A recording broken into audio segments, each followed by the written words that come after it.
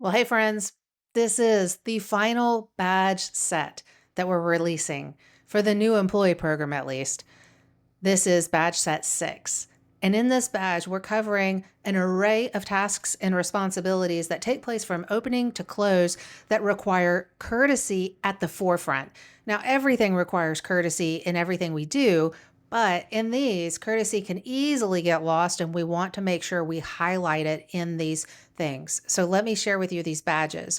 In week 1, we have 2 badges. The first badge is closing time. This pertains to all employees. You will have the same badge components, but different checklists for front of house and back of house, because the checklists that you use on a daily and weekly basis are the backbone of this badge. We're asking you to use that as the mainstay of this badge, with a few additional things to keep in mind and to do around that. For example, safety, making sure that we're maintaining our safety awareness, making sure that we are taking care of customers as well. So let's talk about that. There are 2 keys in the closing badge. The first one is, how do we take care of customers and show them the utmost courtesy while we are closing? That's critical. We need to close for the sake of efficiency, but not at their expense, not to the detriment of their experience. So we will focus on how to do that. The other aspect of this badge is keeping in mind who you're closing for. When you're closing, you're wanting to do an exceptional job for the opening team and for the customers who are coming in the next day. So keeping them in view, and that will help us keep a high level of commitment in what we're doing. But again, the checklist is the mainstay of the badge. To that point, this goes for the opening checklist and the closing checklist. You will see in the Google site that you have a starting point for a checklist. So it's a checklist that should cover 85 to 95% of your needs, but based on your location, where you're situated, what your layout is, things of that nature, you will want to tailor it and customize it for your needs. But it's going to be in a Word document, so you can just copy paste, or you can just download it and make a copy. Great. So let's move on to the other badge in the first week, and that is stocking and pricing, obviously in the front of house. Now, there are some particulars and details that we need to address in this badge and literally how to do things. But the biggest aspect of this badge is making sure that our strategy of stocking allows us to present all of the options that we have available to our customers, primarily for customers who are with us and want to enjoy something that we already have on site from the cooler, from the singles cooler. And then it's made available to customers who want to take package home. But that involves a couple of things. We need to consider that strategy. The singles cooler gets our primary focus, but we also need to rotate product through using first in, first out principles off of the truck. So we'll cover both of those aspects in addition to the small things like how to label, where to put the labels, things of that nature. So that's this badge. Week 2, we get into service recovery. Every once in a while, a customer is going to have a bad experience. They're going to be disappointed despite our best efforts.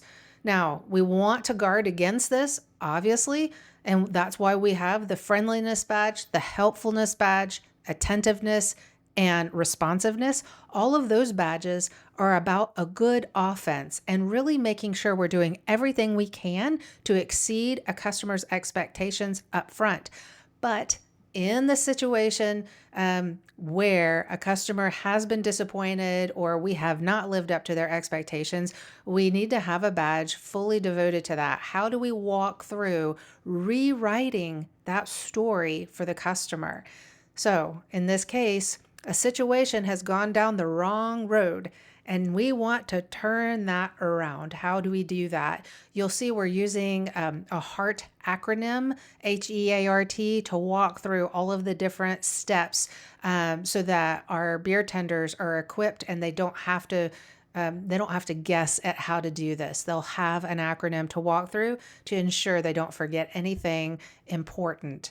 So walk through the service recovery badge, see what you think. Now let's talk about opening.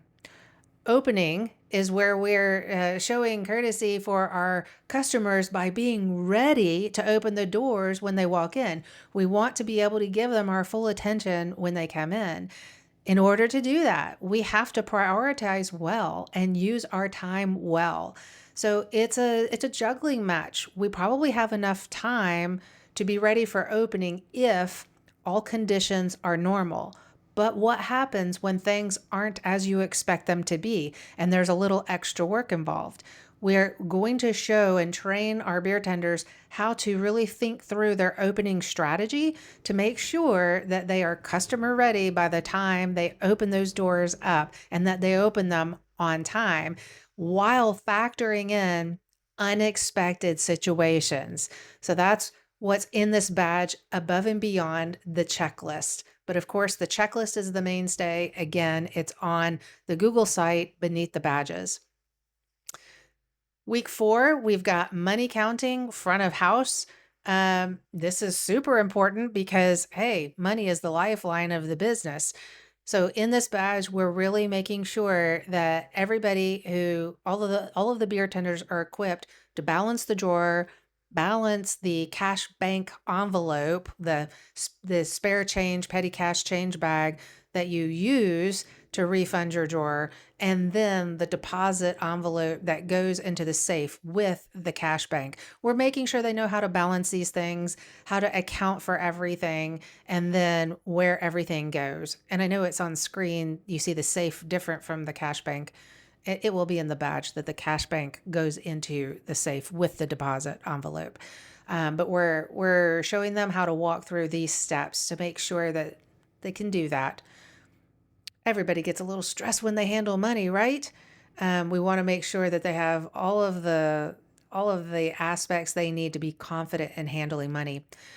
Now that's the end of this badge set.